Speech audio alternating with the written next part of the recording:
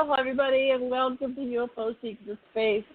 I hadn't played that music in a couple of years. Boy, that is dramatic. Anyway, I'm your host, Clair Lessin, and I'm here with Clair and Gresham Nickell. And we were going to have Billie Jean, but I haven't heard from her, but she might show up yet. They will text, but we'll see. But we're going to do fine either way. Karen and I have lots to talk about. We're going to be with you for about an hour or so. And I want to bring on Karen. Aloha, dear. Welcome, Karen Gresham Nickell. Can you hear me? Hi. Hi, I can hear you. I can hear you. Is my sound okay? Oh, it's always good. I'll let you know if it isn't. So what do you want to talk about today? You had some things you were bringing to the table about what's going on in the world, what's happening in your life personally, and what's happening cosmically, spiritually. That's great. Well, what's happening is, I think what's happening is what all the light workers are doing is allowing our bodies to take a higher frequency where we can get the message out and teach people how to look for that also, where we can get back to peace and health and love is the key, and going forward in that way.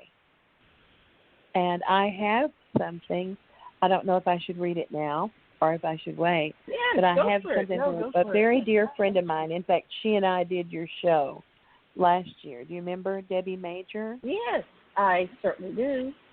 And so we had an experience yesterday when we were talking about the interdimensional communication, and then I have this wonderful video that I posted on Facebook. It was in somebody else's site, and it was a young man with children, and he was home filming. They were outside, but he was filming himself a UFO over this town. It was real close down, and so I don't know if you can see it or if you can find it, but it would be good for people to see. Like the little girls, remember, talking about the volunteers. Well, where might I find it? Is it on Facebook? Is it on Facebook? It's on my Facebook. Yeah. I'll go look for it. It's about the first, second down. You can see it if it's open. I think it's open, which means it's moving. And that would be great to send out to the people. And I'll see if I can get it onto my show page for today, which I'm going to have to reconstruct. Okay. But anyway, I will go look for it and see what I can do. Well, I believe that I'm sure that they're trying to make contact with us in a way to help us with peace and love and evolving consciousness. So there's a way that people can learn how to do it that's very loving and it's very easy. It's not anything intellectually challenging or anything like that. But I wanted to talk about it, so I think I might start with reading. Start with reading what she got yesterday, if I can do it. Here. Yeah. Because what she does is she channels a lot from her counsel, from her ET counsel. And so she is very, very brilliant. Let's see. Let me see here. And then it's called Upgrading Our Brain Circuitry for Ascension. And this is by Debbie Major. She's a brilliant writer and a brilliant person.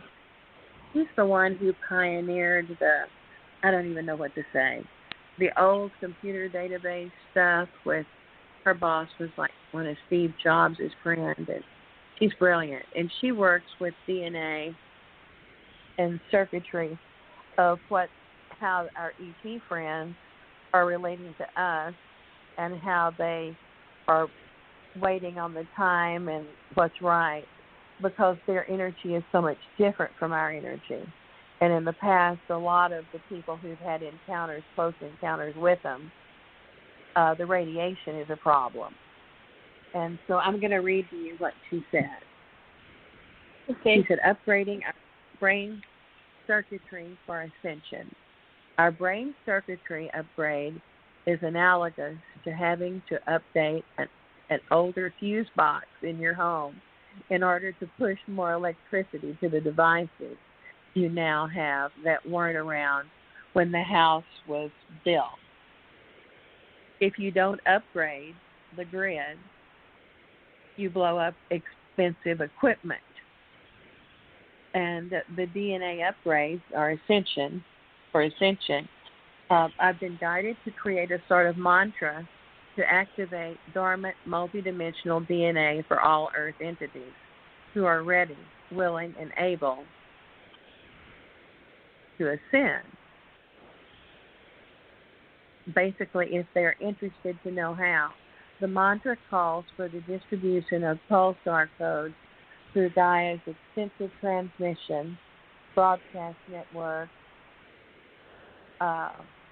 ley lines, magnetic grid, and whatever else she has. Like our brain circuitry, our DNA must be upgraded in order to blend with the new energies of a new Earth. So that's what happens, and she really gets in there and does that. And after we were talking about this yesterday, because I was driving around, sometimes I just have to get out and get, air or something. Right. And so I drive around, and I was sitting under a tree, and my car pulled off to the side of the road, and we were talking about this, and so they started talking to me, and they always make communication. But it's in synchronicity, and this may help some people. And, if anybody wants to call in, or if you set up for asking questions, it's real simple. It just sounds difficult. But we get it all, the transmission, through our head, our brain. And so where I live in this building, where Robert and I live, I still live here, and we have this sweet lady named Janet. She's on the concierge. And so they told me, they said, Janet hadn't eaten today. See, it's real simple. Janet hadn't eaten today. You need to go get her a hamburger. And then there's chuckling. It's really cute, the little. And so I thought, all right, well, I'm going to check on that. So I called I called Janet at the RMZ, and I said, Janet, you haven't eaten today. She said, how did you know that? I said, well, I just thought. I'm not going to go that far. And I said, I'm going to go get you a hamburger, a cheeseburger. She told me what she wanted. So I went to McKinney Avenue and got one. And I was sitting there, and I thought, no, I don't want a cheeseburger. And so I got it and went back to the Renzi, and she came out and got it. And then I drove off to this place off of Oak Lawn called East Hampton. It's a sandwich place. And I got under the tree again, and I was talking to a friend, and all of a sudden I get interrupted, and I had a client call, and I put her on hold and took the call. And this is a synchronicity. This is what happens after you've had a communication with somebody who's not from Earth. And this guy said, oh, I have to tell you this. And I said, okay, what happened? And I was sitting right in front of East Hampton. And he said, listen, I got an hour ago, my boyfriend and I were going into East Hampton, and I saw somebody that was cooking back there and had his mask falling off. So I told the boss that I just had to cancel the food. I said, hey, I said, do you have some kind of tracker on you? Do you know that I am sitting in front of that place? I have put in my order, and I've paid for it, and soon they'll come and hand it to me through the window. And he said, oh, my God. And so he's trying to learn how to trust himself and know that he's powerful. And that's how the connection is, connecting. And that's synchronicity. It just blew him away. And then I felt the presence of his dad, and he did too at the same time. And I said, well, so how do you feel now about your trust in yourself? He said, well, it's really gone way up. He said, this is unbelievable. I said, yeah, it is unbelievable, but it's true, and everybody can do it. You know it. I said, now I need to put you on hold and call in there and see if my food is okay. And so I called in there, and he said, the boss answered, and I said, listen, I said, I have a client friend who just had an issue with his food and said one of your cooks wasn't wearing their mask properly. He said, is that Mr. Jeff? And I said, yeah. And he said, I said, well, listen, I have to be sure that that mine's okay. I'm older. I have an autoimmune, and I need to be sure. And so he said, I can guarantee you that I put everybody in order and disinfected everything after that. And I said, well, that's great. I'm going to trust you. So I got back on to my client. And he said, man, I feel really different right now. I said, well, you did great.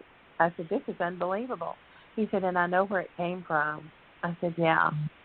So that's how the connection is. It's connecting the dots. And see, as we just hear these little signs go off, that's probably you're giving us a pep talk when you hear all that. So that's what was that thing? Is that something on your end? It was on my end. On your end. I don't know what was. I don't know what was dinging. Not this phone. Something somewhere, and that's how they do it. So they must be liking what we're talking about. And people can make fun of it, whatever. But you know what? It's coming down to a point to where we have to wake up if we want to be okay and be healthy and bring in love. And people need to seek and let everything else that has been in a bubble for so long that it's not working anymore. We have to grow from a higher level of speakership. So anyway, I just don't know if there's anybody that wants to call and ask any questions because everybody has I don't really have it set up that way. That's why I usually have a guest. So let's go see. Well, good. I do have a chat. Let me launch that. Oh, because in case somebody does try to log in. Yeah. Yeah, but I have something I want to read difficult. as well. It's recognized. Yeah. Everybody has it all the time, but we miss them. We miss a lot. Yeah. Okay, so and I when launched people the have chat. We'll see if anybody comes in. See, this is on Blog Talk, and so it's showing up. I have people that have signed up on Blog Talk, so we'll see if anybody's out there and wants to join us. We're broadcasting live. Our call-in number is 646-649-0893. 646-649-0893.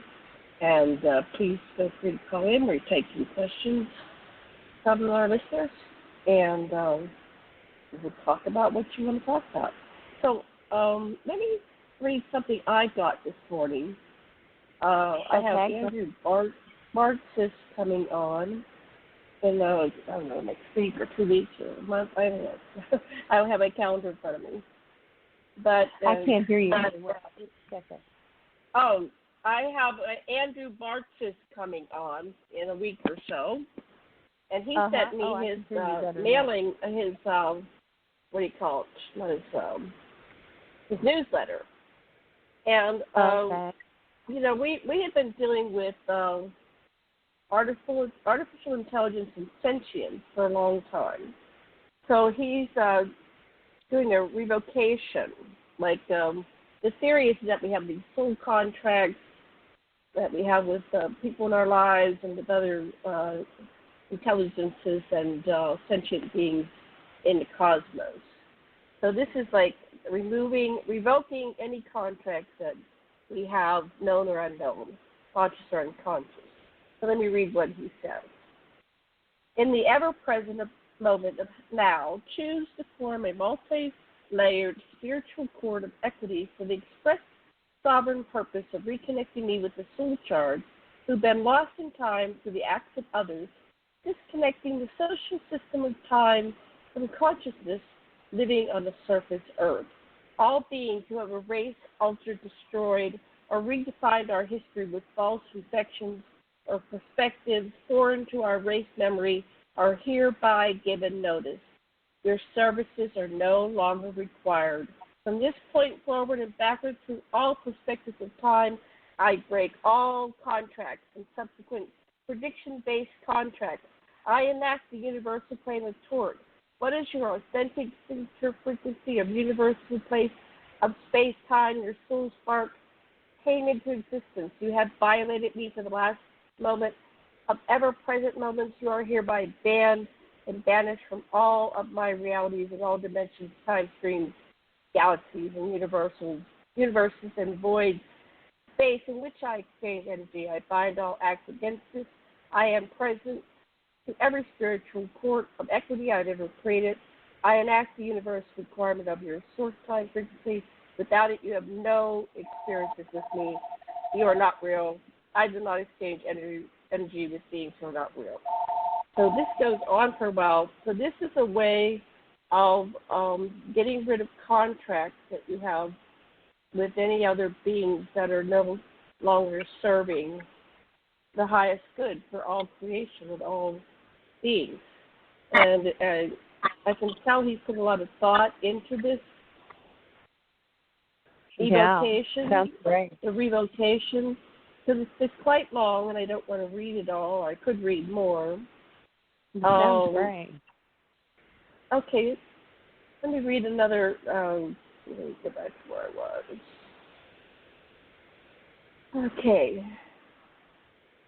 If at any point of the time matrix a form of consent was given, granted, or assumed by some hierarchical authority that this I am presence is not fully aware of, it's now revoked with sacred mutual prejudice so complete and total disentanglement from the universal drama, galactic drama, or earth drama. I make this definitive statement for a reason. We cannot live in a solid point of reality that has no function for the I am presence. The DNA technology was never meant to function in this manner. The process of gene engineering has created a paradox of self-incarnation and reincarnation that has created a separation of full density that is not within the divine co-creative power of the self in equal co-creation with Earth Mothers, realms that use other source time codes. With this knowledge in the ever-present co-creative moment, I connect to the Akashic records of 20,000 light frequency worlds. I assemble all source time codes from all nonlinear, concurrently running spiritual courts of equity. I expand my knowledge, my knowingness to recognize all residential images of other soul family members outside this frequency of time. I now share with thee all my call to all sources of sources. Excuse me. Gonna get a drink here.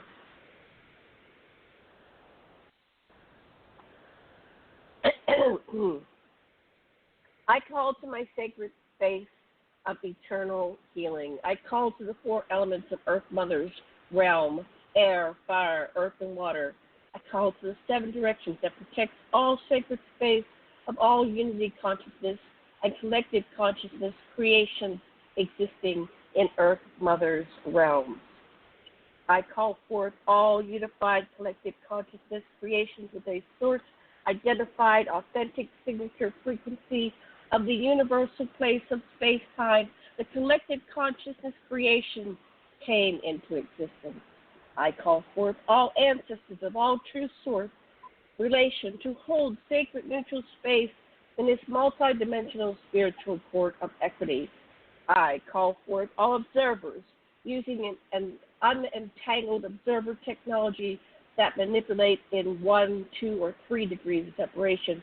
I connect all of you to the identified collective consciousness creation so you may be observed by your 7 future generations. I call to my sacred medicine spread the healer's tools that have been laid out in ceremonial fashion We, the dreamers of the southern skies, call out to this moment of the I am, recognition of ancestors on the blue road of spirit, waiting for us to acknowledge the presence as a I am being in a different form of time. I choose at this moment to engage my sacred heart space to connect to the dreamers of the southern skies.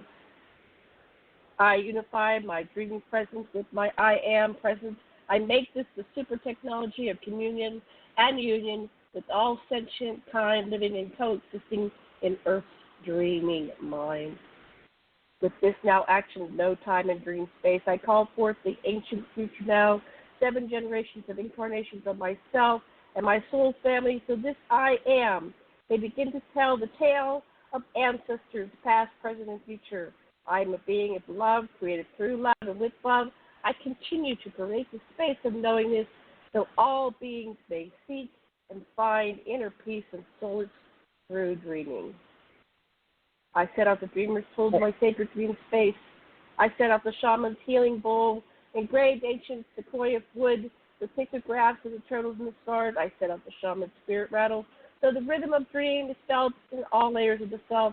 I set out the rite of passage, victory feathers. I set out the last part of what is future self calling home now. I speak to the crystal and mineral community these words of unity. See how long it is. That's beautiful. It goes on for a while. We can talk, powerful. then we can maybe do the last part. That's beautiful. Okay, there's one final thing, but let's talk about that. It is beautiful. I saw this morning, and I said, wow, this is great. something that the Earth might need at this time, because exactly. We're all trying to figure it out, but I don't think there's a figuring.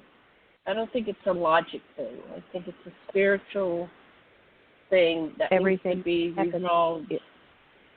Mm-hmm. Yeah, I do too. Go ahead. You speak. What do you think of? Well, I think we're running fast. I think time is running quick, and even people feel like they can't get enough done in a day. It's going real fast. One day is just like the next. Is that? It's like is that? a gerbil week. I get done. The day goes by. The sun goes down. I don't even. And you don't get I can't even find to take a shower until the nighttime, right. when finally the phone stops ringing and the. I know. It's like the day is very noisy with lots of energy.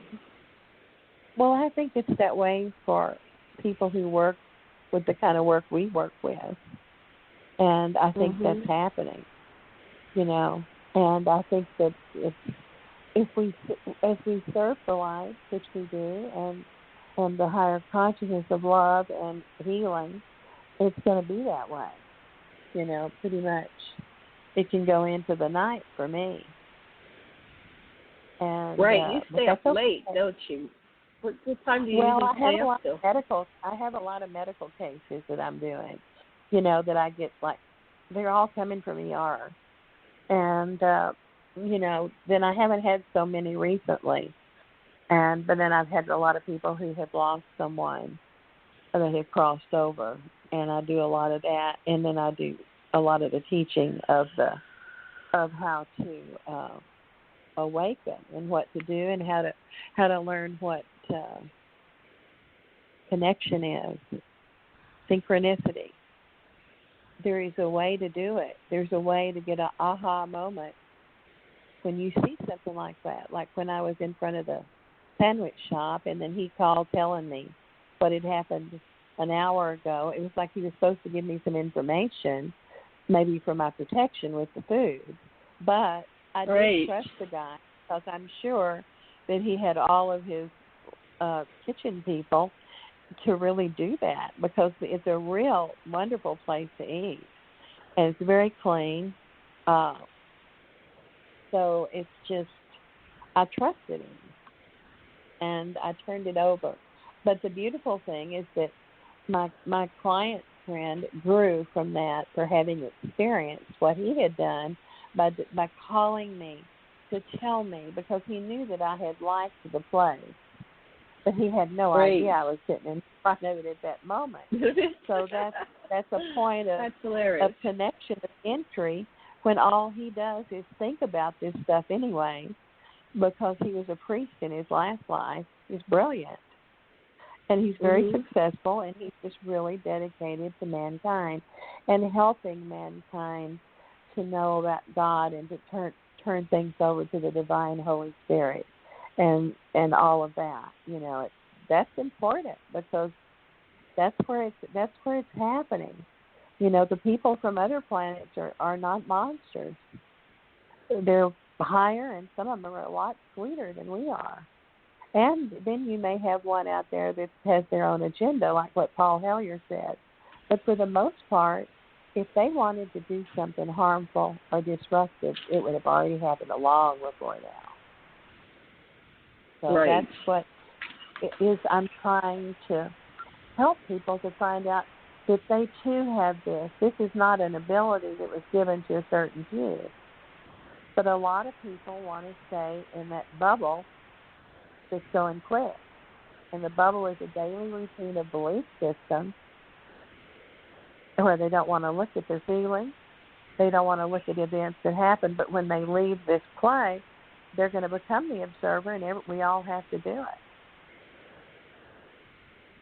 So if we do it now, we can learn that we are the architect of the drive of our vehicle of self and go from there. But it's just kind of like anything, like liken it to a school, you know, like a certain course. Whatever you know is what you're going to take with you, even from here on a certain consciousness level beyond the third dimension. And whatever we don't know, we're just going to be out there. And wherever our electromagnetic field takes us to, according to its involvement, and where it is and what it knows and its memory of past Akashic records and all of that, then you'll get to see how much you get to be what you want to be and what you do and where you go. So I understand, yeah. So we really need to get our act together on a spiritual level. Well, we have such a beautiful planet. I mean, gosh, I've never been to Hawaii, but I imagine it's just gorgeous. Janet, I know I can imagine. You know, you have the ocean right at your door. I mean, you know, I'm used to the Atlantic, but I'm a little bit used to the Pacific with California and all that, but not like the Atlantic, because I lived in Brazil for so long and in Europe, and but just any ocean. I'm an ocean person, and I want to keep the ocean safe for the animals that are in it and a healthy environment. We're supposed to help out and not do all the things that destroy Mother Nature. So I think if people would realize that this is a real deal, and they would. Well, I live in this incredible place, and I'm so blessed. I'm just so blessed to be here, because the air is some of the cleanest air in the world. And I live up in the foothills of West Maui Mountains. And I've got some of the cleanest water in the world that runs through my property. And the air, and I'm surrounded by gigantic trees. And it's heaven. Anyway, it's heaven. It's heaven on earth, yeah. It is. I hear it must be beautiful. Great. And I'm here with my beloved. I have this wonderful man that I'm in love with, and when I met him, I fell in love with him, and then I came to this house, and I went, oh my God, look where I've landed. It was just crazy. Yeah, it was a gift to you by the universe to kind of pad you for what you're doing now with people, and you work real hard at this, and you know, your knowledge, your great knowledge and your healing ability can really wake these people up and Everybody needs to do it because we're all alike. Nobody's any better than anybody else. But I find that most people don't pursue this seekership unless they have really let their feelings go to the intense degree. Most people don't want to do that. But what they don't realize is when they get out of here, then they have to because they become the observer. And then they take their inventory. And then it sits up, it aligns with the electromagnetic field and calls up the Akashic records, and the vignettes start coming in. So I think a lot of people are interested, but it's just like the two old girls said that were doing the telepathic communication, is they don't trust themselves. And why don't they trust themselves? That's what we're about here. I wish we could put that up for the people to hear. I got to find it. The but I won't. Well, we can't play it on this. They can just look at it later. That's right. I'll go find that. We're not able to. For some reason, I guess it would. Blog Talk doesn't pick up sound. Yeah, they're so cute, and you have to watch them because that's part of it. And they're sitting near an ocean, and it's really cute. It really helps people to know that. Right. So I'll find that. I think that's on YouTube. What was that called? I'll look at it right now. Then I can add it to the show page. It's on YouTube. I can send it to you. YouTube. Okay, so after this show, we'll get that up so people will know what we're talking about. But we're going to. So the significance of the two girls are speaking, and they're telepathic. And tell us what they're doing, what they're talking about. The two girls. Are you there? It's all. Yeah, the two I'm right girls here. in this video that you like. The two girls in the video that you really like. What are they talking about? Well, they're not from Earth. They're people, and they're sitting by an ocean, and they're telepathically having a conversation about Earth, and they're called the volunteers. Great. I have it right here. Oh, I have it right try to here. Play it, but I don't think we'll be able to hear it. See what? I don't think we could hear it on the radio, on the Blog Talk, unless it gets picked up by your phone or your computer. I don't know. You could try playing it, but I don't think you're going to hear it. You don't think they can hear it? We can try. Go ahead, try it. Let me see if I can get in here. I'm slow, so I'm not quick on IT. Okay, I'm asking you to do something. You're the master on IT. So let me just finish this while you're looking. What we're concluding is the time is now, and the power is you. In the moments of no time, now I go deep into my shaman's battle, seeking the next words of life, so two-legged can perceive more of the dreaming world around them. I shake the rattle to send away the mind whispers, telling us it's not real. I go just deeper and deeper into the world of dreams, finding my dreaming self from a long time ago. I greet myself with this message to all ancestors. The time is now, and the I Am presence appeared with this. All of nature find its remedy and resolve within all creatures, find in the dream space of Earth's realm. You who is Mother Earth manifest, I call to you in dream time. I am self-present. I ask you to aid me in understanding my star brothers and sisters, who dream a different dream space, still linked to our dreaming space of spaces. Earth Mother, who is the galactic seed planet of ancient legends, before the recording of universal Akashic records of sentient free will.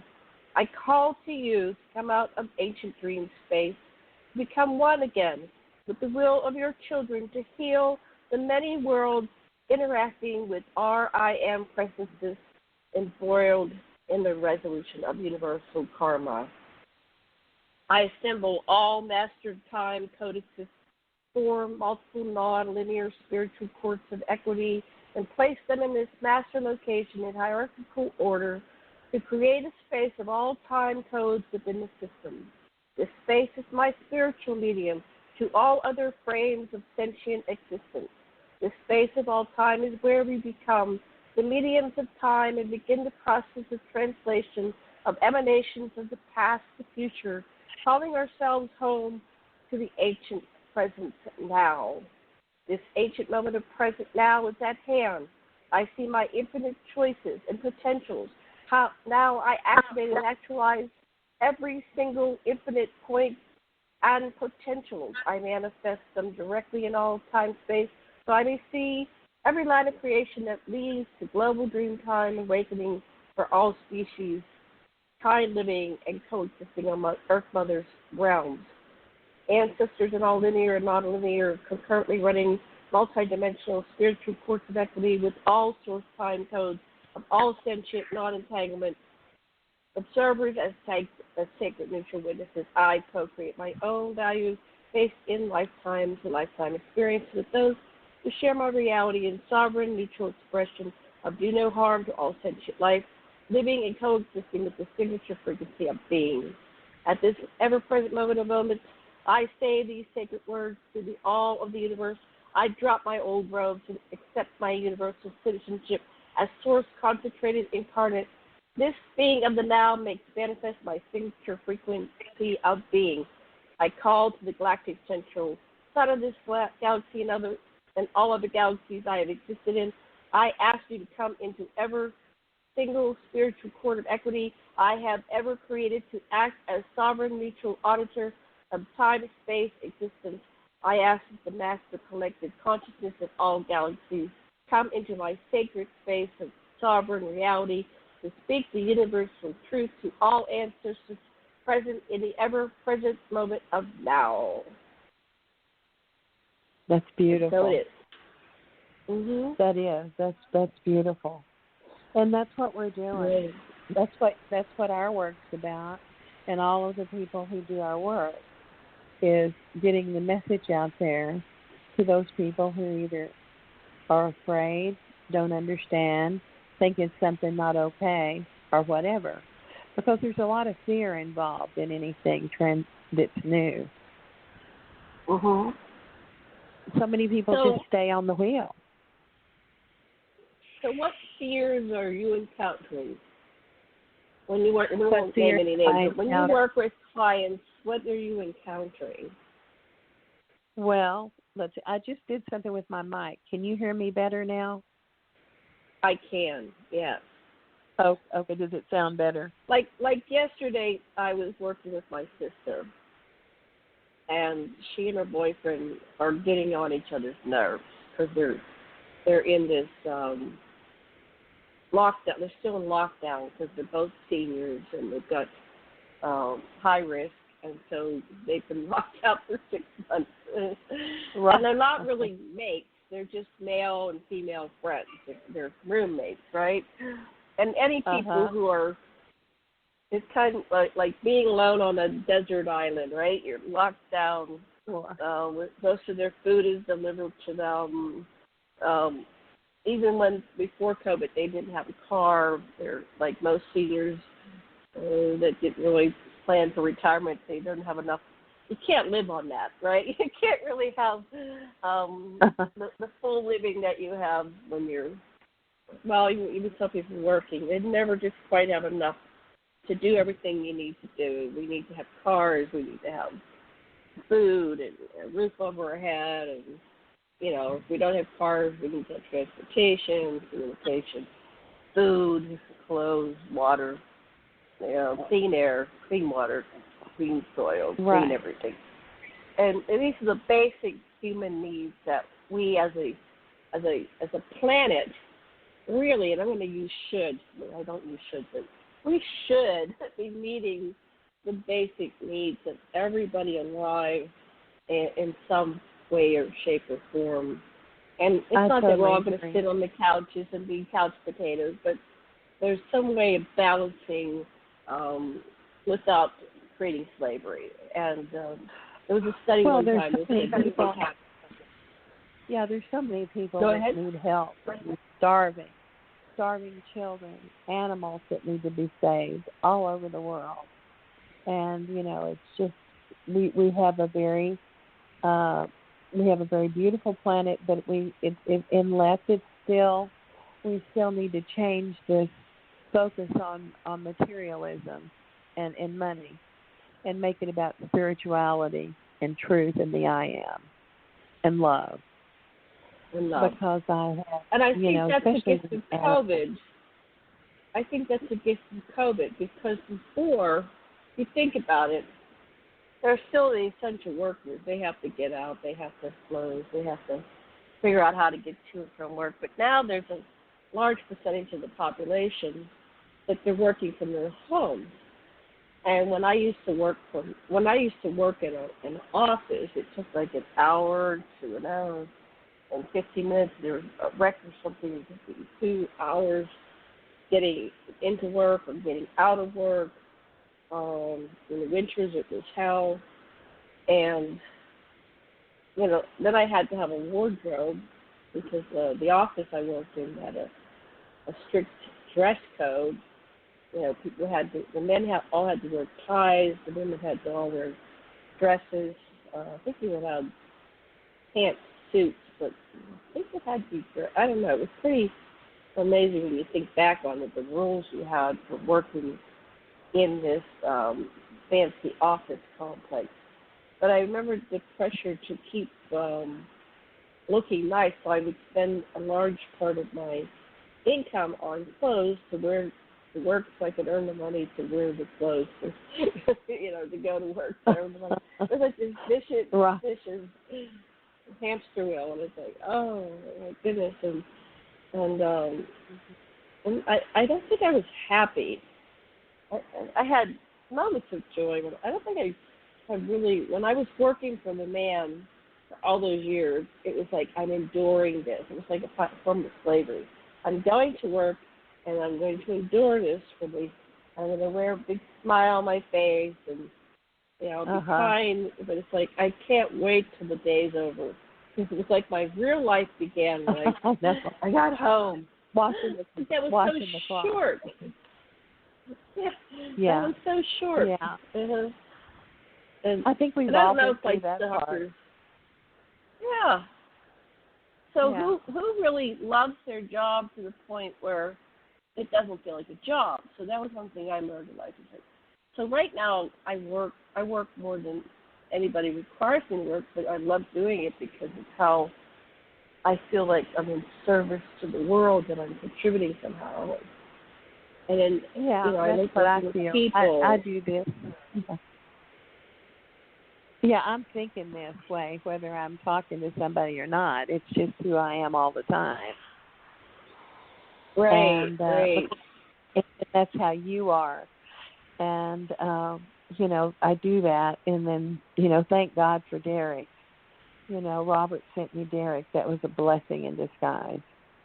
And then he does the hard work, the hardware, and all the IT stuff. So, you know, it's just what we came here to do, and we feel it. We did when we were little, and it got even stronger. So what I want to do more than anything is to spread the word and for people to start asking questions. You know, because that's what I did when I first started. I had a lot of questions. I was filled with questions. When I had this college friend, and we went over to the Church of Religious Science from Fort Worth to Dallas, and there was a Tibetan man there speaking, and he was speaking Tibetan, but he was actually a retired Episcopalian minister who had married a Catholic nun who had left the church, and they had all these books, and I sat there, and we had these folding chairs, and I said, Her name was Beverly. I said, my goodness. I said, I hope we don't have to learn that. I don't understand anything he says. She said, well, I don't think we're supposed to. I think we're just supposed to look around. And we were what? I think we were about 23, 20. And that's when I found David's book. And but there's always a reason. See, that was a connection, and we just heard of that somewhere. Actually, it was and he used to be Howard Hughes' pilot a long time ago. So they were quite colorful people. Yeah, I still didn't understand anything that he was saying, but it was the energy was important, and that's like when we're talking, when you're talking, or when I'm talking, or Deborah, or some of the people here with us. We're stirring up energy.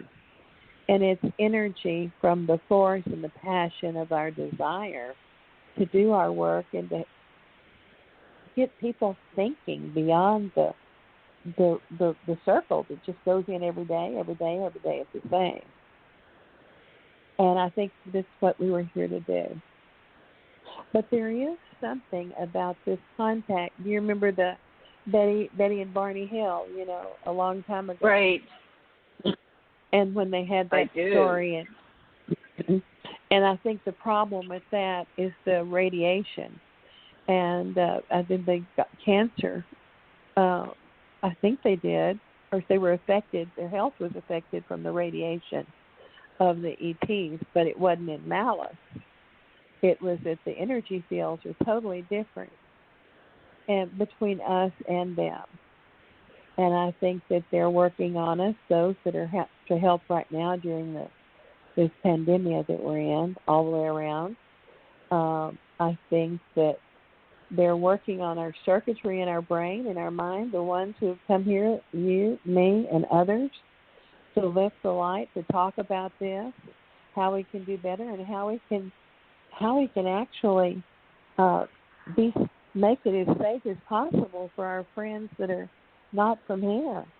And I hate to use the word alien, whether it's in Earth people or people not from here. I think it's a nasty word because we're all the same. Well, I think we're all avatars. Oops, got some feedback. From my perspective, From my perspective, when we are a soul, we get to pick where we want to be. So we're working towards an avatar, right? Yeah. So when we look at our avatars that are available, and sometimes, at least I have a memory of this. I'll put it that way. I have a memory of coming down here and being a human being, but at times it's an illusion of the earth plane. So I actually exist on other realms in my different. So I have several avatars going at the same time, because the body I'm in on a different planet is adapted to that environment. And then sometimes there's one lifetime where I'm kind of a mermaid type.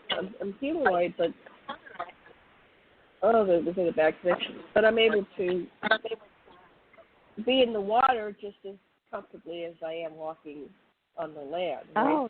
I'm moving through the ocean with great speed. Oh, yeah, me too. That, and where you are used to be Lemuria. Right. So I'll come back to my Janet form, having been in my, and I don't see myself. I just I know I go, and I'm not a dolphin. I'm not a whale. I know that I'm humanoid.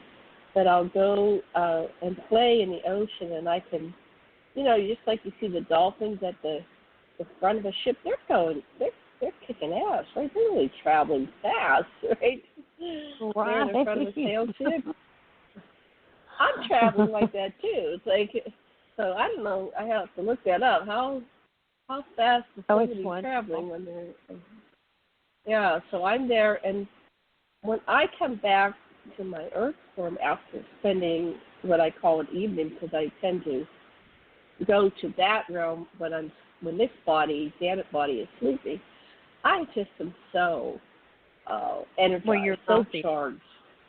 Oh, yeah. I'm just like, oh my goodness, that was amazing. And I often will like glow for 3 or 4 days. It's like, oh, I've got to go into that planet periodically to recharge. So there's residual energy that comes over from the other existence, right?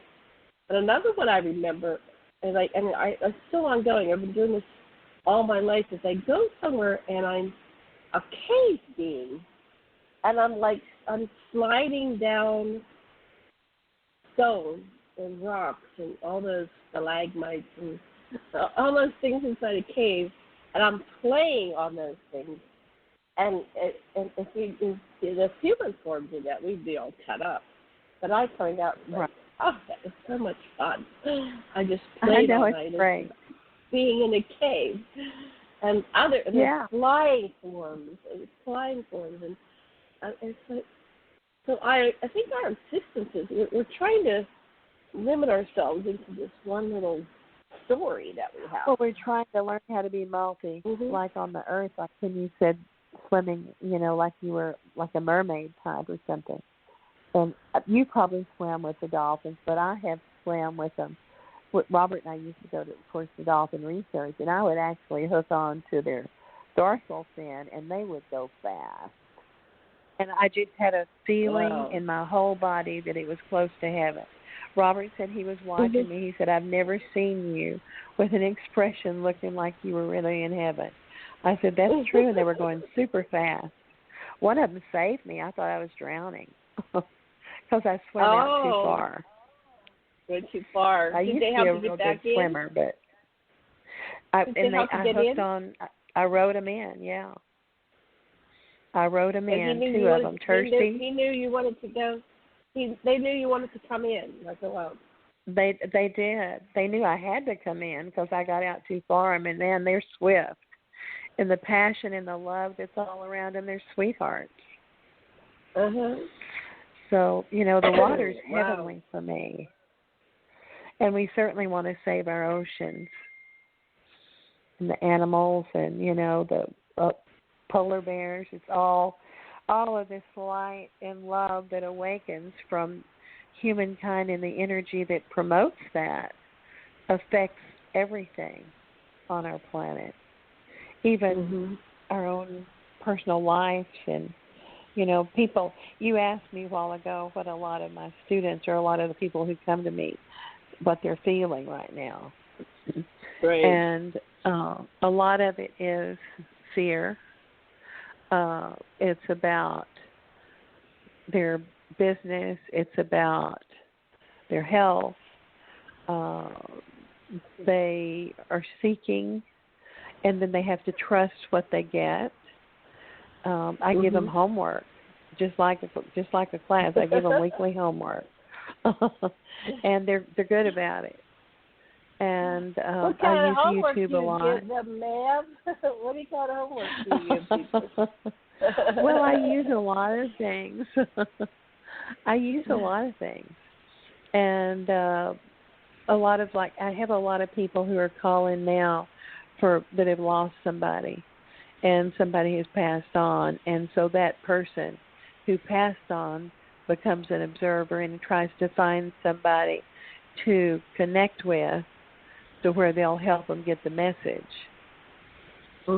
So there are a lot of people who do that, what I do. And so I have people who do that, who are looking, somebody's just died, and I know immediately what's happened. And so I'll turn them on to Dr. Alexander, Eben Alexander. He's a neurosurgeon. Right. And he's great. I think I told you about him a long time ago. And he's great. He talks about the conventional and how he became, and he's a Harvard graduate, and how he became friends with his colleagues who were conventional. And he understood that because he had been unconscious for 9 days. And then he had all these experiences, and he confirmed how they related to the earth realm, and it gave him truth. And so he's great, and he's very spiritual. He's with the Theosophical Society. All of that from the past. A lot of our forefathers were Theosophists. So he's good. And then if people can just go on YouTube and type in life after death, and there's a story about a little boy who had been a pilot during World War II. I know you've seen that. That's been everywhere. And they have that. Well, I work with the dead, don't you? Uh-huh. Did you know I do? I work with the dead. So tell me about what do you do? Are you in contact? Well, they come to me. Are you? Do they? Here's how it works for me. So they come to me. Okay. The dead will come to me, and I haven't refined it, but they'll want to communicate. A lot of them are like distraught. I wasn't ready to die. What can you do to help me adjust to being dead? So I've done that for years, and it's kind of weird. I first discovered it when I had to get, I go to the bathroom every night, at least once, sometimes twice. So I was getting up to go to the bathroom, and the room is just pitch black. You can see the room. And I see a figure sitting on my husband's feet. And I'm going, why isn't he complaining that there's this man sitting on his feet? And so at first, the first night it happened, I had to go so bad. I was like, okay, I'm just going to go to the bathroom. I can't, investigate it. But over time, I would go closer to this man sitting on my husband's feet. Now I'm in my astral body in some of this. So I become aware when I physically get out of bed that there's this astral form sitting on my husband's feet. And so that made sense. Oh, he's not really feeling it. It's not a human male. It's not a 3D person. It's an astral person. So then I start going astrally out of my body because I know there's this person there that comes every night and sits on my husband's feet, and I want to figure this out. I realize when I go closer and I slow down and actually look at him, that's my neighbor who died. And he was not happy when he died because he had a car accident and he killed 2 other people.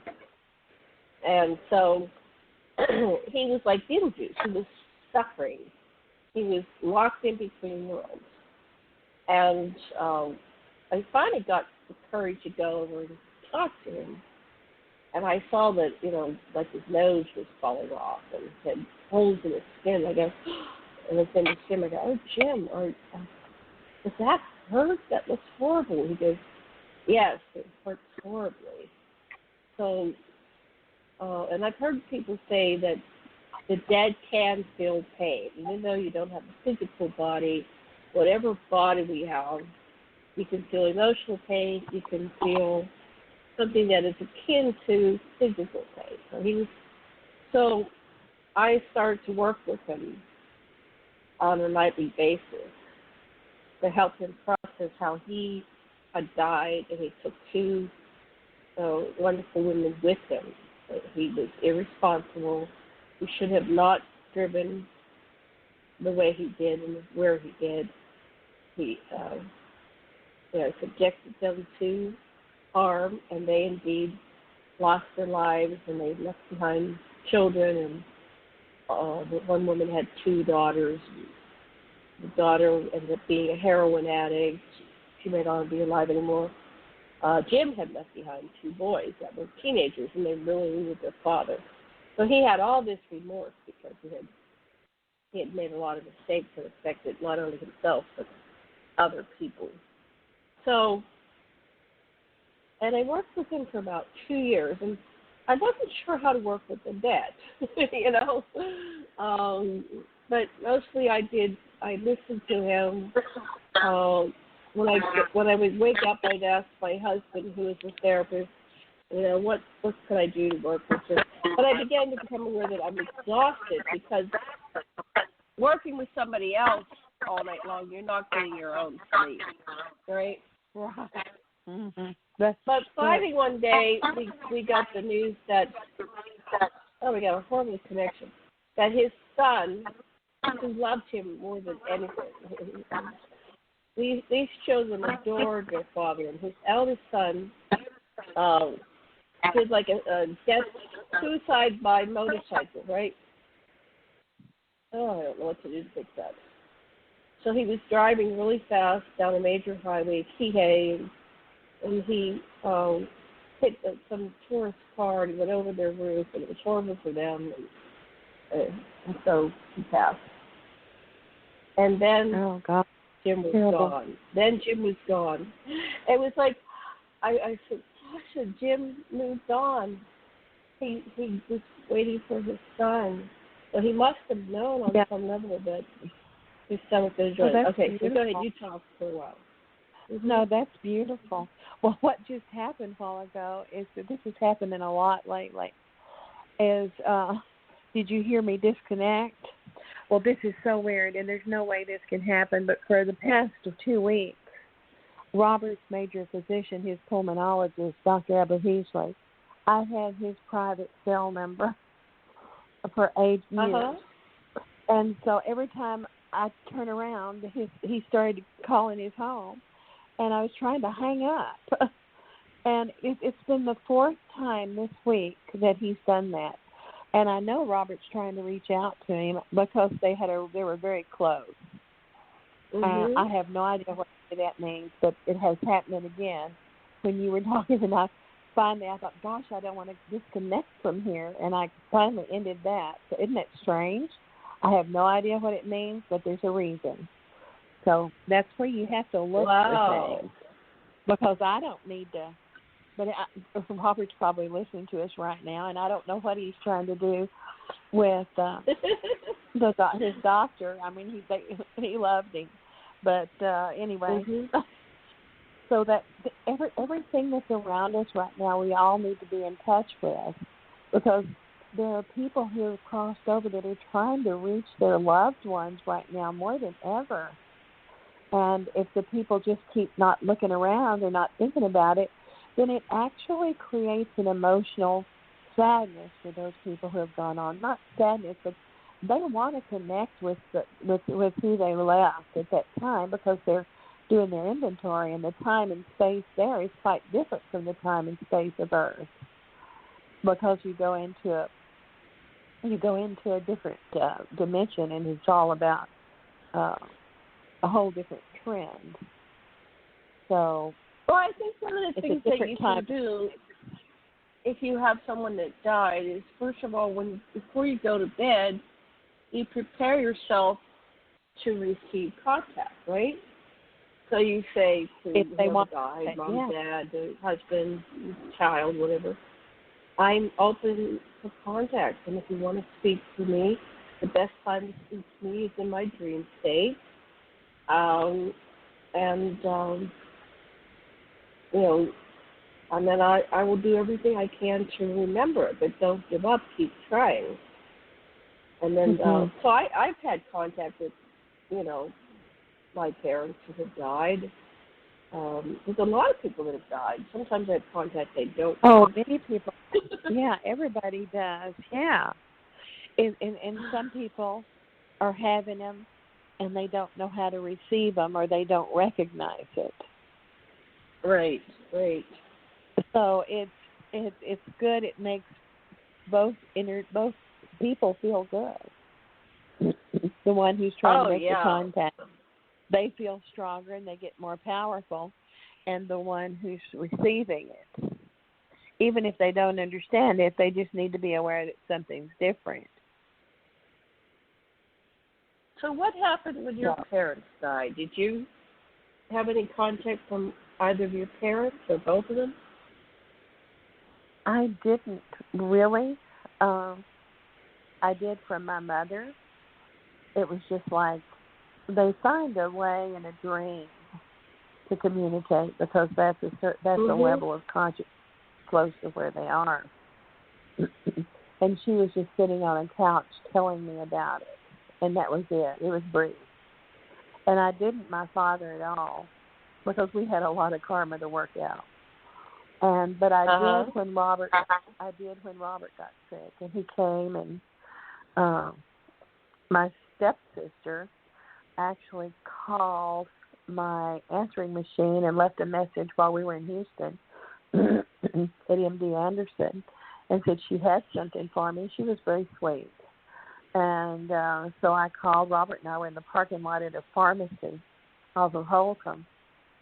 And she called, and she said she had my dad's University of Texas ring and some other things, and and some very famous historical letters that he had from some very well-known famous people that he was associated with.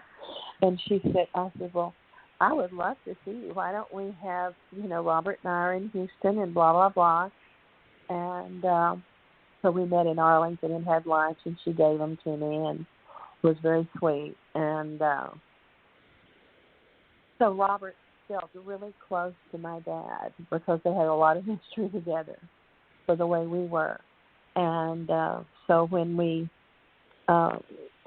finished his chemo in Houston, we went to Europe for 3 weeks, and they had the Gresham School over there in Norfolk. And Robert took a little book about the history of the Greshams in Glenrose, where we were from, and took it over there and met with the headmaster. And he was very outgoing. I mean, Robert was his old self. He was happy. He loved England. And they talked to him and gave him all this and asked him if he would be willing to come over and teach. We just had a good time. So that's what I felt like my father was with him, and they had made peace. And so that's great. And Robert felt it too. He said he was doing it for my father. So when you read things like that, it was a beautiful situation of love and peace. And people can connect like that, because I know so many people who have lost close, like children or something, and their children are trying to reach it. And some of the parents don't know how to reach out, or they don't want to look at it. They're afraid. Maybe there's a religious situation that's blocking it. Who knows?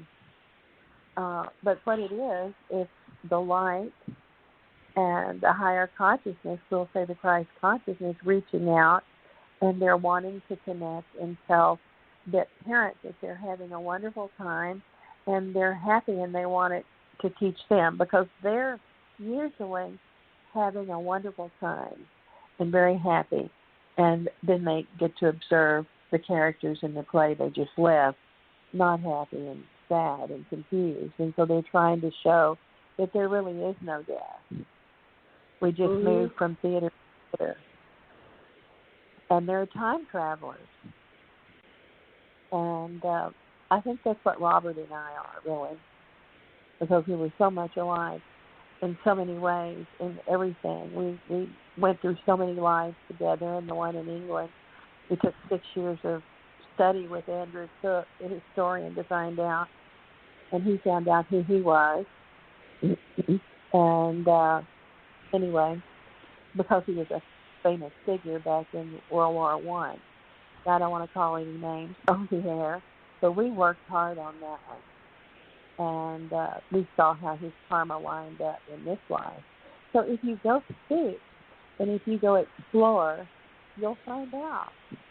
I remember there's a guy on if you look under reincarnation, there's a fireman in Connecticut who had that happen to him, and he found that he was an officer in the Civil War, and he looked just exactly like the person, and it's on YouTube. So there are all types of things you can go and look, and a lot of the clues about past lives are what you feel. You have a voice speaking within you that will usually tell you where you've been, or having a vignette or something quickly. It doesn't have to be a whole story. It can, but usually they're not, because we have so many.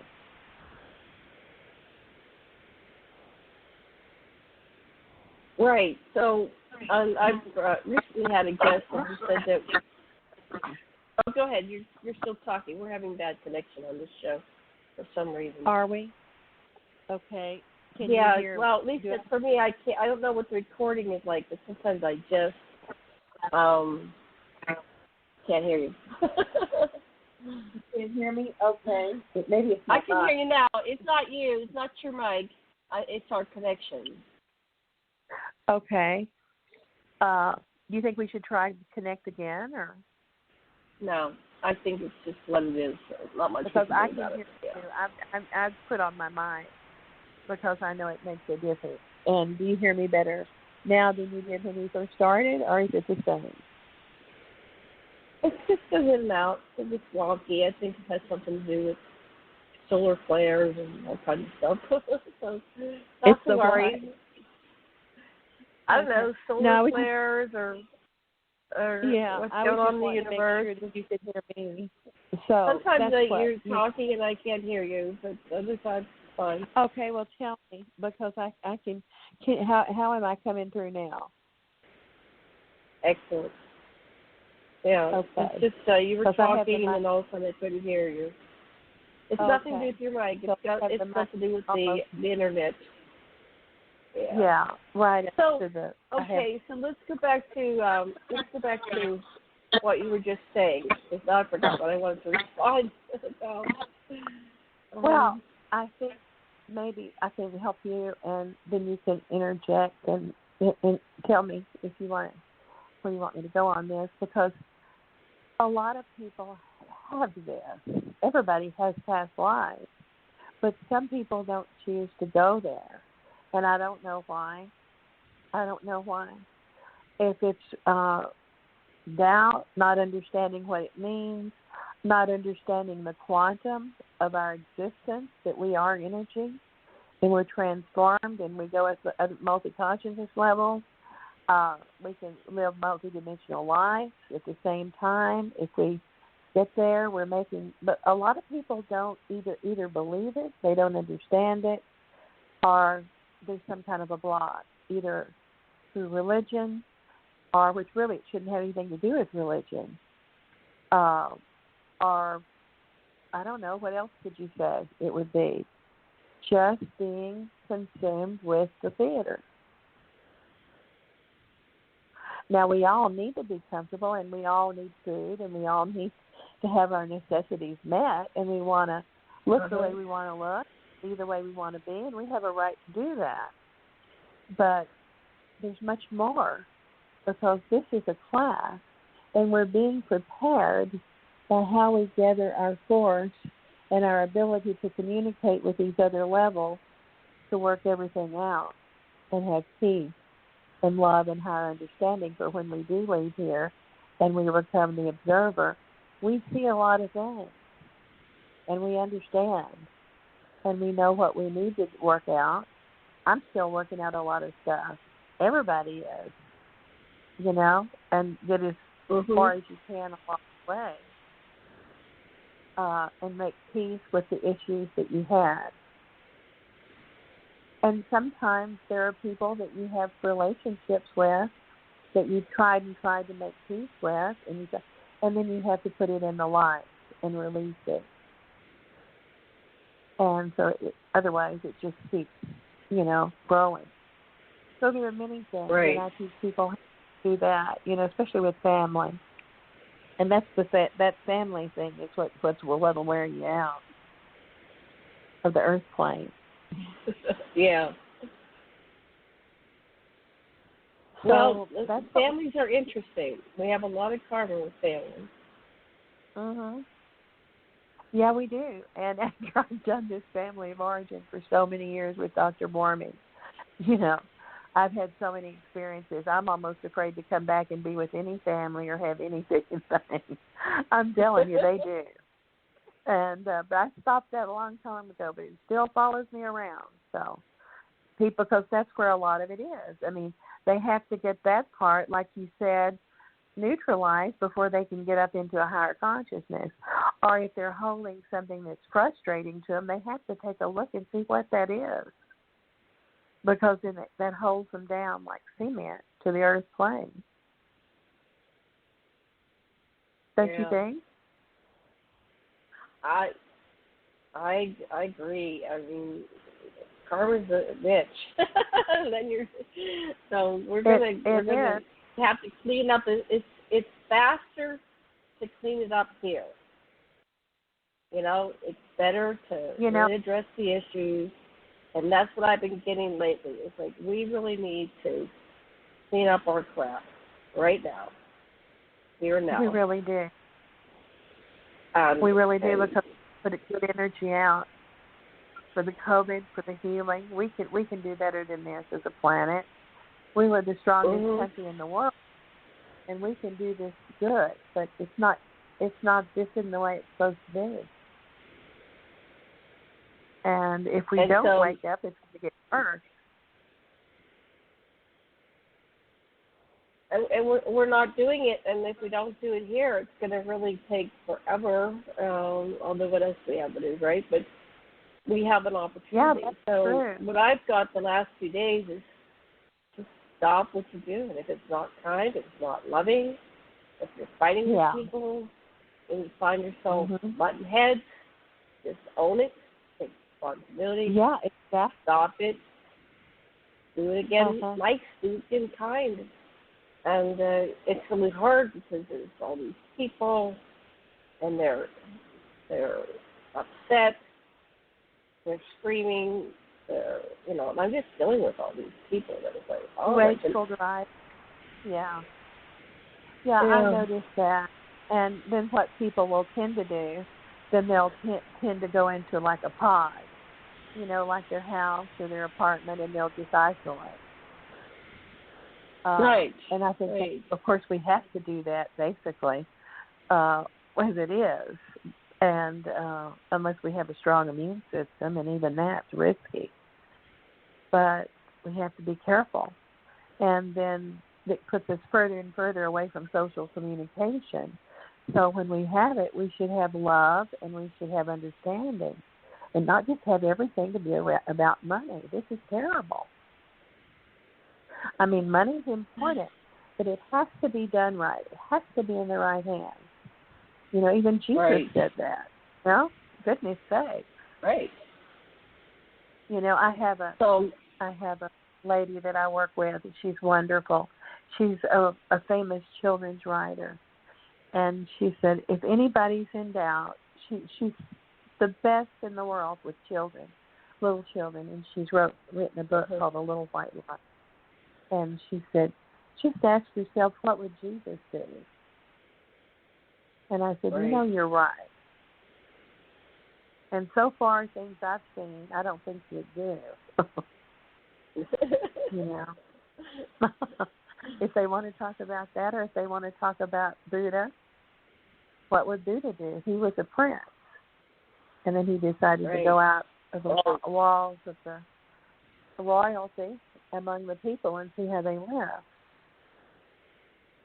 So there's so many down there. I think even those it's beneficial to sometimes be humble.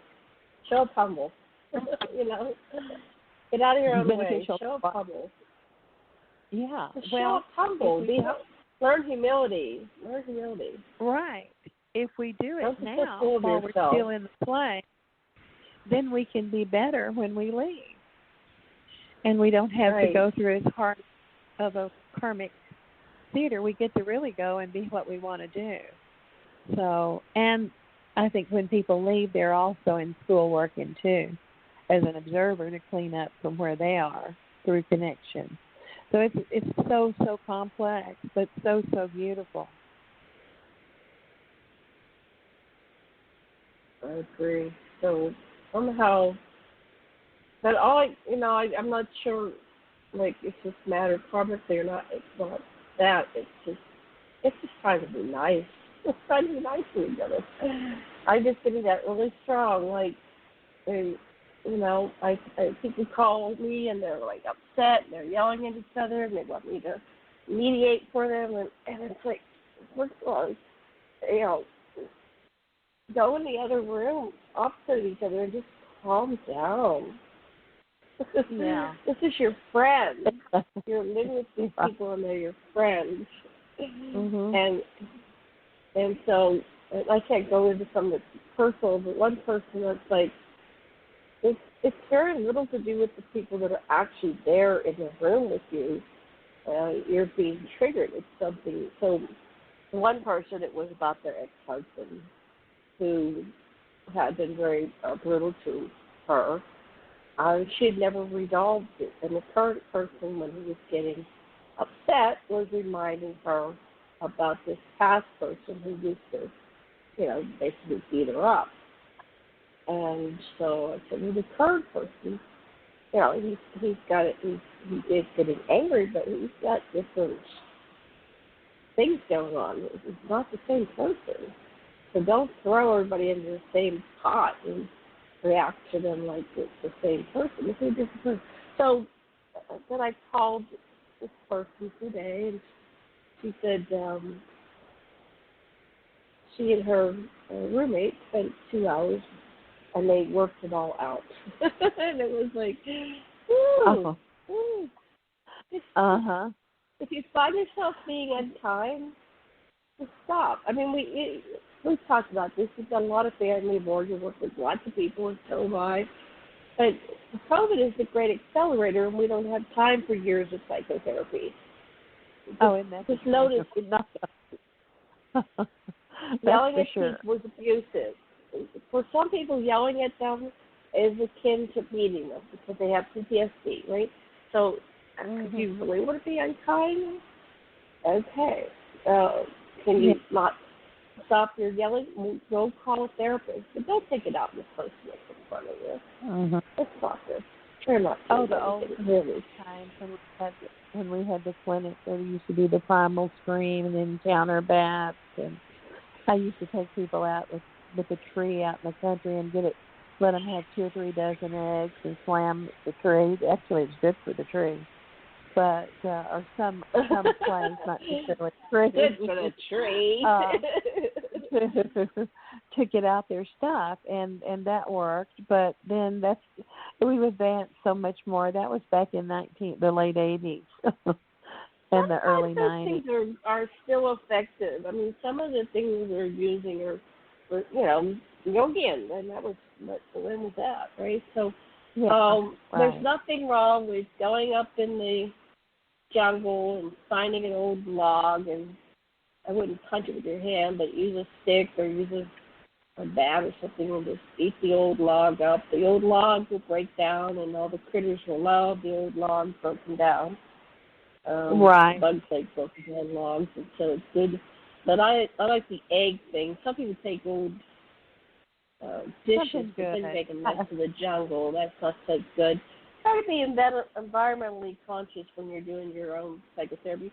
But you don't always need to go to a formal counseling thing. You can do a lot of work on your own.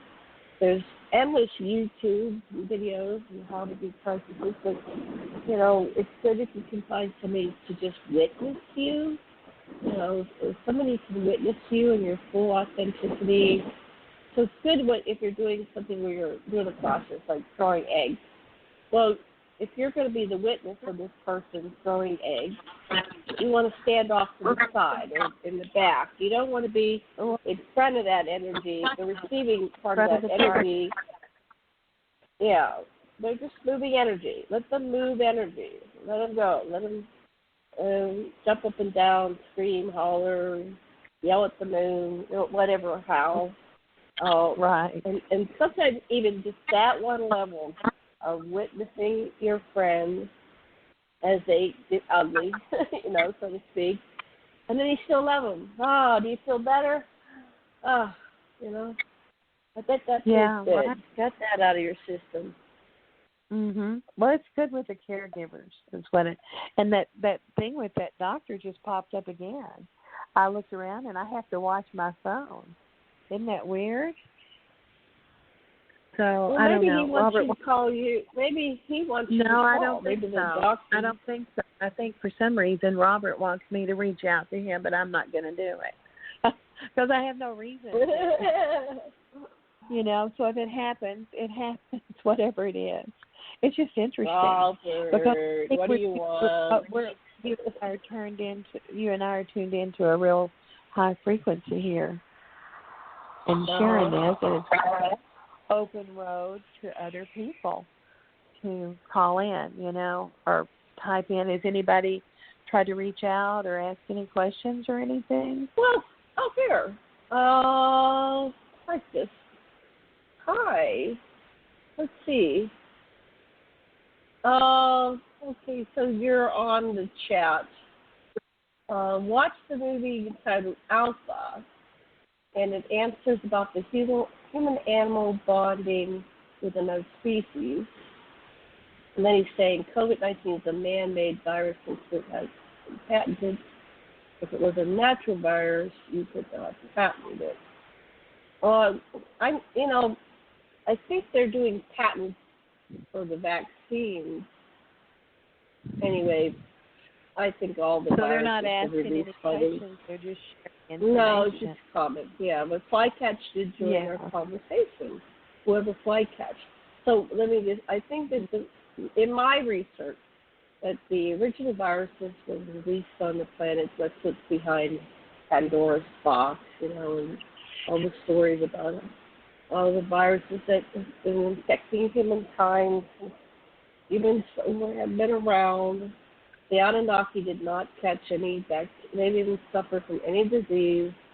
This was a way of keeping humanity short-lived and basically suffering. We've been suffering from all these things going on. But, yeah, thanks for the comments. I'll look at the alpha. I don't understand the patents, but I think people have said things about that, but I don't want to go into that here. But thank you, Flycatch. Patents. He or she says COVID-19 is a man-made virus since it has been patented. Because it was a natural virus, you could not patent it. But I would have to research, but I'm not doing that in this show. On Thursday, Flycatch, we do a show called Elephants in Our Room, and that's with that's our political show with Karen, Christine Patrick, a different Karen, and Deborah DeFranco. So if you wanted to Flycatch, send me your the link to that article or the YouTube. We'll look into that, and we'll answer that on the Elephants in Our Rooms political show. We like to do political stuff there, but we're not really trumpets, just to give you a fair warning on that show.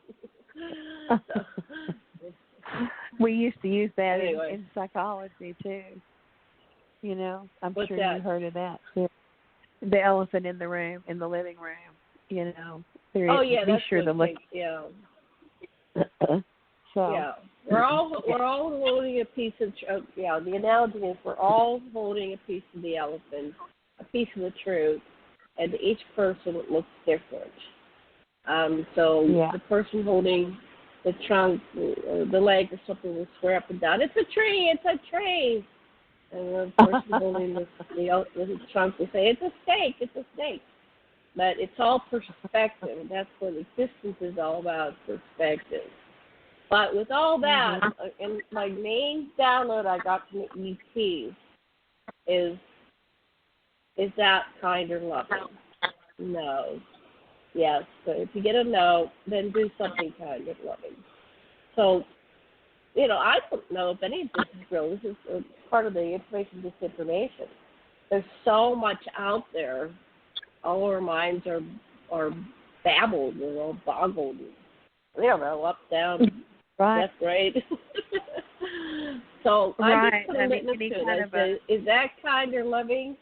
No. So let's just say, for example, if you don't wear a mask and you spread a disease to someone else, and this is any disease, I wouldn't go to work when I had the flu. Why would I go to work? Even back in the day, in the 80s and 90s, it's like, I have the flu, I'm not going to work, and I don't want to give the flu to somebody else, because even back in the day, people all along could die of the flu. I remember I had a client about 25 years ago, one of the things that she was saying is, my sister had the flu and she went upstairs and she died. And she couldn't get over the fact that her sister, nobody thought that she was going to die. So, you know, when you have the measles or a cold or a flu, it's always been nice to not go and infect anybody, right? Stay home. Right. But now it's another level, like cancer patients.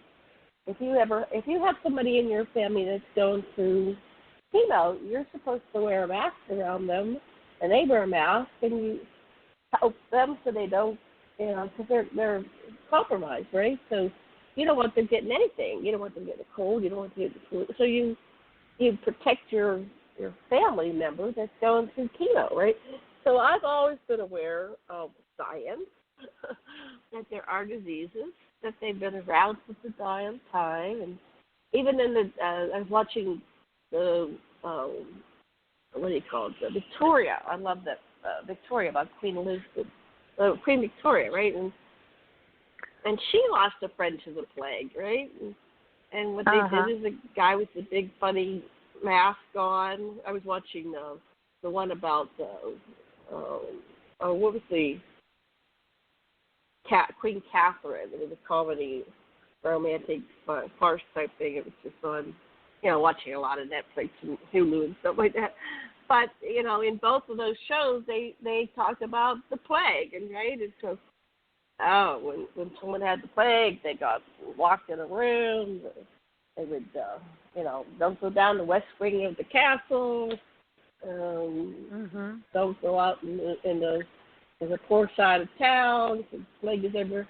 So, you know, this is nothing new. We've been protecting people.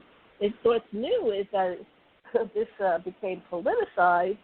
And so this isn't politics, this is science, and people catch these things and they die. And, you know, I like this life. I don't know if it's many lives. I think I have more than one life, but I value this life. I value the life of everybody I love, and I want to help. I'm here to support everybody living the longest, healthiest, happiest life possible. And I couldn't imagine infecting somebody and then living with myself. It's like, oh, I wouldn't. Exactly. You know, Karen, and she died. What a horrible person I am. Oh, God. I couldn't do that. Well, I think people aren't thinking for various reasons, but this virus can be fixed. If people would do that, it's so simple. But there are many reasons as to why they don't think about that. And then what's happening, then they're calling, trying to say that if they could do the herd virus thing. And that's like Middle Ages. And then, of course, I believe they're going to find something for COVID next year. I really believe that. But I think that even that, we've entered an era of viruses because so many things and so many of our diseases come from inflammation, and basically they're viral. I think probably more viral than bacterial. That's just my opinion. So that's the key is to find out how to fight the coronavirus is really a cold. You know, it's just grown into something else, and then they can mutate. So we need to.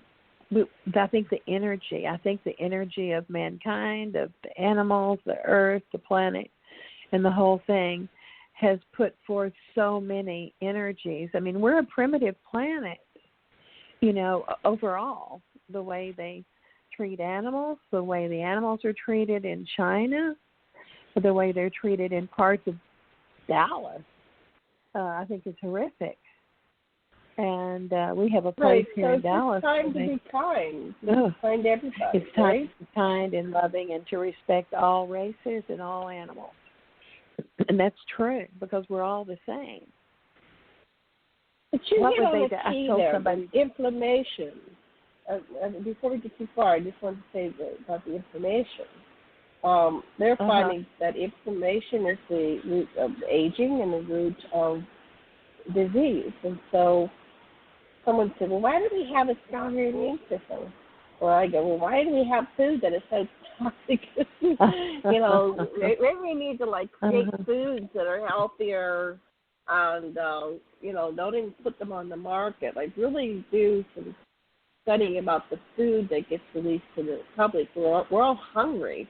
You know, we all need to eat, so let's start making healthier food. But looking at inflammation, so there's the one factor that wants us to live for the other, and the other factor that wants us to die off because, you know, you got to prepare for the next generation. But that old debate about, well, if we all live forever, then we else apocalypse. No, we can start colonizing the stars. There are lots of planets where we could go and take, you know, we've got technology. We could take the stars. We have technology that's been repressed and that the government won't release. And, you know, we need to get somebody in power that's going to back us moving into a Star Trekian reality. I grew up with Star Trek. I thought by now, I'm so disappointed, I thought by now we would be in a Star Trek world. I mean, what is taking so Well, I think so. I think that the thing we don't want is weapons in space, that's for sure. Mm-hmm. Because we have some sweet ones coming in, and they're so cute and sweet. And then, you know, it's just like with everything else. There are those with their own agendas that are not good. There are those that are great. It's just like people on this planet. And there are millions and billions of planets and star systems and solar systems and galaxies. It's endless. Well, I've been on planets that have the ability to defend themselves from foreign species that are, you know, not meaning them well. So they have weapons, but they're not considered like weapons. They're considered defense technologies, and their whole way of looking at everything is, you know, we're just completely ass backwards compared to how the advanced species are. I've been in space in meetings where everybody's civilized and conscious, and just being in the room with people that are civilized and conscious is so calming. It's so peaceful because we don't realize how telepathic we are. When we're down in the street walking through the malls, we pick up on everybody's vibes and their thoughts. And, you know, this planet is just like something he can't come walk among us because this is a very violent planet, right? And there's all these thoughts of anger. So ETs that are not in these skin-encapsulated, self-sent forms, our skin is thick. So the souls that come in here, we have thick skins, so we don't feel the apparent other, and we don't get all their negative thoughts because this is the dark end of the polarity. The Earth has the entire continuum. So we have the lightest of light beings, we have Jesus and Buddhas, but we have the darkest of dark beings. I won't name those names. The dark beings. You guys know who you are. And so, but a human being in this planet feels that all. And when you go, you don't realize how heavy and dense this is until you're on another planet. It's like, oh my God, I can fly. I can, you know, it's just so full of love and light. And it's like, no, don't make me go back to that dark world. Well, we're not making you go back. You're going back because you're on a mission. Oh, that's right. I agreed to do this. And I'm not done. Yeah, okay, I'll go back. Right. Yeah. The goodies are when we work it out here and we get to create ourselves like we want and what we can do and what we choose. We're the architect of the I am of self. We're the architect. Well, we're running out of time here. Let's start winding down. Okay, let me read. Just an update. It said, these three symptoms are common in people who have died of COVID-19. They found that all patients had lung injuries and early scarring of the lungs as a result of exposure to the virus, as well as injury to their kidneys. So people think, you know, nothing's going to happen to me. But even if you survive it, you might have lifelong injury to your kidneys, to your lungs, So you don't want to get this. You want to wear a mask. You don't want your kids to get be it. any part of the This body. beautiful young person, and you're going to give them a lifelong disease. That's not kind of living. So go ahead. What were you saying? That's almost worse afterwards than going through the COVID itself. Is how does it damage, and what does it create in later years in the body? That's what they're finding, and they're learning. They're learning so much in so many areas, especially in the derm area. They're learning a lot. What it does to the skin. So here's what they found. They had 10 post-mortem examinations on patients with COVID-19. They found that all patients had lung injuries, early scarring in the lungs, injury to kidneys, thrombosis, a blood clot in at least one major organ, heart, lung, or kidney. The research team believes that the findings could help guide clinicians on treating complications as a result of COVID-19, such as using blood thinners to prevent blood clots from developing. Anyway, so probably in another year or two, we may not eliminate this from the earth. I don't think it's a good idea that this goes to herd immunity because we don't know all the deleterious effects of this virus, you know. You don't want to go, let's all give everybody AIDS, right? Let's give everybody herpes. You don't want to purposely infect your population, you know, to any disease. It's ridiculous. The people who came up with, let's give everybody herd immunity, I mean, they have no idea if they're even going to have an immunity because, you know, we still have to get measles shots and flu shots, and you don't have to if you don't want to, but it's still, you know, we haven't cured AIDS, and that was out in the 70s or 80s. Well, I think it's gonna, this probably won't have a cure. Any part of the body, really. Just depends on where the weakness is. I think that COVID affects any part or parts of the body. Yeah, I do. Yeah. So, now I wouldn't recommend going out and catching AIDS anymore. I'd recommend catching any other disease. Why would you want to do that? Because I have a friend that died.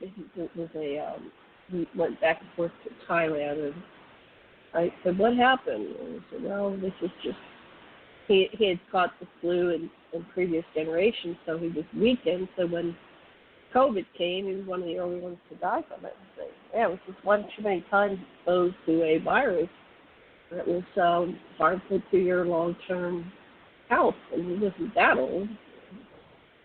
But anyway, well, we're at the end. What would you like to discuss in the last few minutes of our show?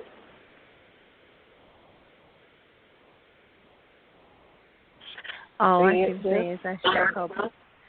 I'm sorry. Go ahead. Were you talking to me? I can't hear very well. So keep going. Huh? Go ahead and say what you'd like to say. We're going to wrap this up. Yeah, I don't have anything to say other than what we've talked about, other than I sure hope that a lot of people really at this time look beyond the physical. And because with everybody's contribution, whether it's to themselves and to the whole thing, we can have a better world. And with love and exploration beyond the 3D, we can do it. We're going to have to show a lot of desire and a lot of ability to go forward, because where we're in now, the circle where we are now, it's not going to happen there. So we can change this world, and we can make it well, and we can make it healthy through love and have a better way, but we have to raise the consciousness and the frequency. And the light always wins. I will say that. The light always wins over the darkness. I do believe that. So that's what I have to say. Great word. Great word. Here's another thing on the COVID that I'm going to sign off here. How do you tell if you're having allergies or it's COVID-19? Well, I can tell you. You know, Go ahead. this is kind of far out, but a lot of people think that most people have had it in some mild form. And the doctors that come to me and that I listen to them, I've learned a lot about this.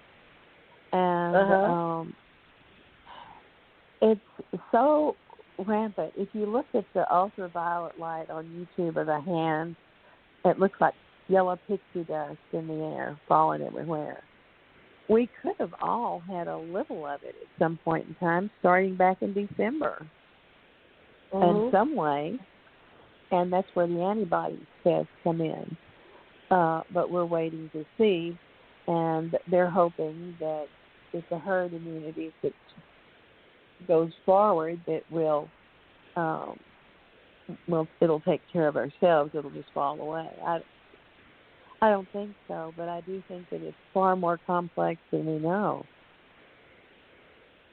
So, really, I mean, some people say to pretend you've caught it and just, know that you're going to be okay, or if you don't have any big symptoms, if you don't have fever, there's so many asymptomatic people, and then there are people who don't have any symptoms and that are carriers. So that's a good question because we all have ragweed. A lot of us have ragweed allergies and pollen and food allergies. I've got a ton of them. I'm allergic to almost everything. So, here's one but I thing don't know. That's a good question. Here's one thing. It says hay fever, the spicing does not cause increased body temperature. You can get flu-like symptoms, malaise, sore muscles, a stuffy nose, poor sleep, but the fever is one that indicates that you might have COVID, rather than just having hay fever or allergies. Okay. Right.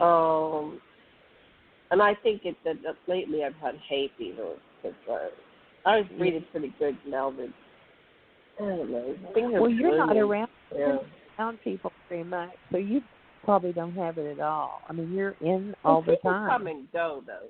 You can isolate yourself, and you can have a delivery person come up and breathe on you. Well, that's true. So, that's true. Right. It is. So let's see what else they say. Let's see. I'm scanning down. Okay. If your symptoms don't improve after taking an antihistamine, then you might have COVID. So if you have hay fever symptoms and you take an antihistamine, your symptoms should probably lessen. Mm-hmm. So that's a good thing. So if you think you might have hay fever, but you're not sure if it could be COVID, take an antihistamine. That'll eliminate people coming to get tests for COVID unnecessarily because of the lack of testing. So we want to save it for people that really might have COVID. So, all right. Well, I think it's.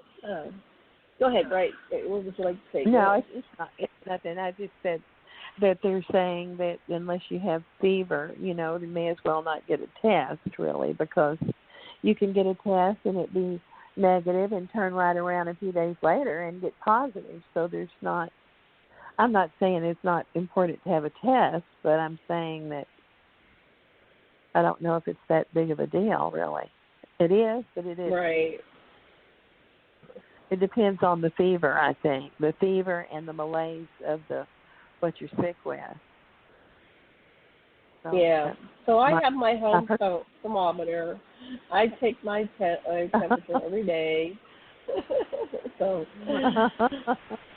well, I think we've done a good show. I want to thank you for coming on today. And I've enjoyed it. I'm honored. It's been fun. I hope I've helped people. Fun. And I hope I've said the right thing. And it's really not complicated. It's really very simple.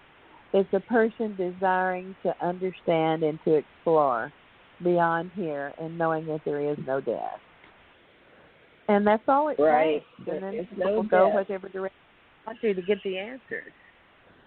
However, even though there is no death, we have a karmic contract with other souls and with our own body. We're in a symbiotic relationship. So when you come into the earth plane, you have you and your body are in a relationship, and you need to honor your body and do everything you can to keep it healthy.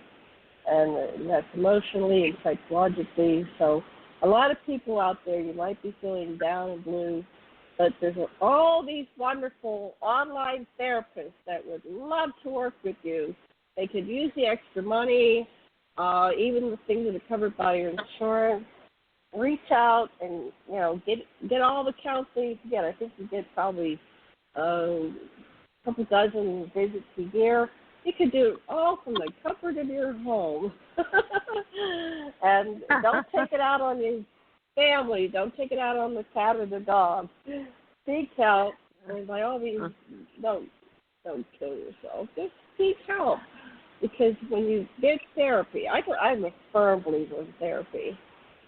And therapy can be as simple as somebody listening to you with, deep intention and thought and empathy and compassion. And you're not broken. You don't need to be fixed or repaired. Don't go to the mechanic. The friend is acting like a mechanic like you're broken. You want to go to somebody that's really kind, loving, empathetic, and they'll listen to you, and then and we're going to get through this. Each and every one of us, we're going to get through this. Whether we're here or on the other side, we're still united. We're still one big human family. So with that, I'm going to say aloha. And I found this music in my backboard. I'm going to play this one. It's all YouTube-approved music, and it's called Falling from Grace. So I'm going to play this. So say aloha, mahalo. What do you say? What do you say in Texas? That was great. That was great. It was fun. Thank you. It was a great show.